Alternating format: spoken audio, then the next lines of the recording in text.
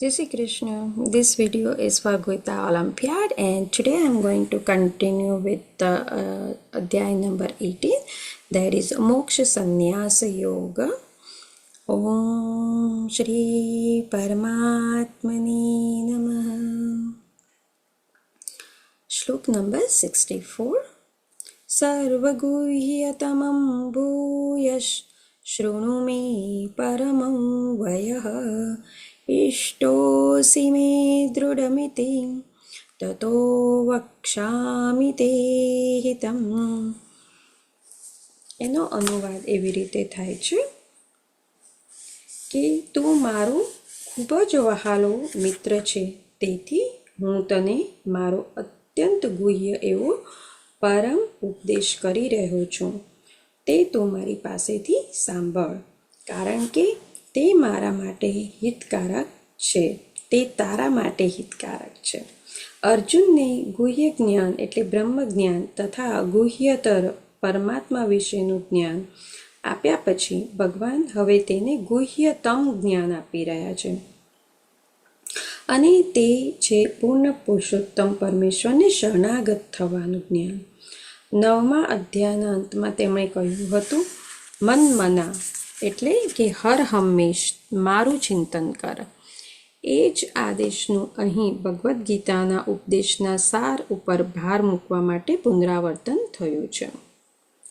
સામાન્ય પુરુષ અસામાન્ય મનુષ્ય આ સાર સમજી શકતો નથી, પરંતુ જે કૃષ્ણને અત્યંત પ્રિય છે અને જે કૃષ્ણનો શુદ્ધ ભક્ત છે તે સમજી શકે છે. સમગ્ર વૈદિક સાહિત્યમાં આ આદેશ સૌથી વધારે મહત્વપૂર્ણ છે.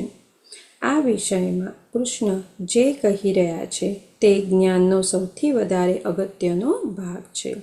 તેનું પાલન માત્ર અર્જુન વડે જ નહીં, પરંતુ જીવ માત્ર દ્વારા થવું જોઈએ. શ્લોક નંબર 65. મન્મના ભવ મદ્ભક્તો મધ્યાજીમાન નમસ્કુરુ મામે વૈશ્યસી સત્યન્તે પ્રતિજાને પ્રિયોસી મે.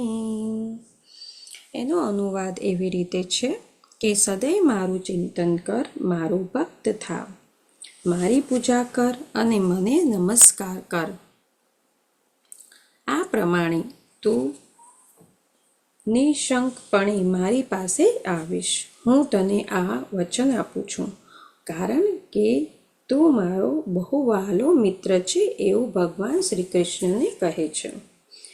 મનુષ્ય કૃષ્ણના શુદ્ધ ભક્ત થવું જોઈએ, તેમનું નિત્ય ચિંતન કરવું જોઈએ અને તેમના માટે કર્મ કરવું જોઈએ. એ જ જ્ઞાનનો ગુહ્યાતિ ગુહ્ય ભાગ છે. મનુષ્ય માત્ર કહેવા પૂરતા ધ્યાની ન થવું જોઈએ. જીવનનું એવી રીતે ઘડતર કરવું જોઈએ કે મનુષ્ય કૃષ્ણનું ચિંતન કરવાનો સદા અવશ્ય અવસર તો મળ્યા જ કરે છે. મનુષ્ય હંમેશા એવી રીતે વર્તવું જોઈએ કે તેના સર્વ દૈનિક કાર્યો કૃષ્ણ સંબંધે જ થાય.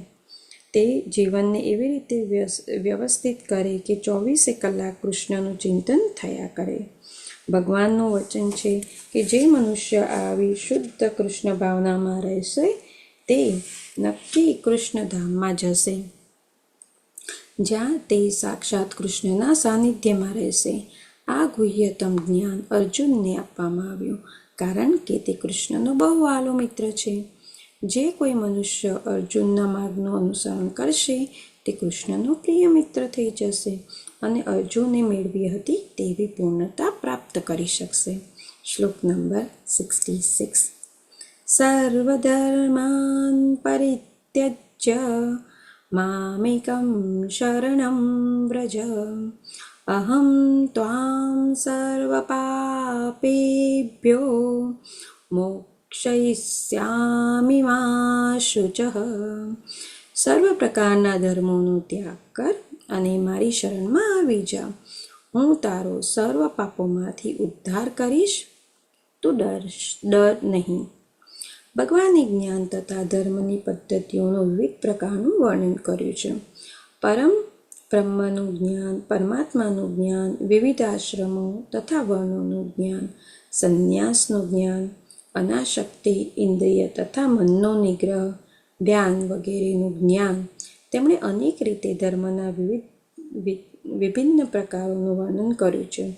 હવે ભગવદ્ ગીતાનો સાર રજૂ કરી રહેલા ભગવાન કહે છે કે અર્જુનને અત્યાર સુધી જે જે ક્રિયાઓ કહેવામાં આવી છે તે સર્વનો પરિત્યાગ કરીને તે હવે માત્ર મારા શરણે આવે.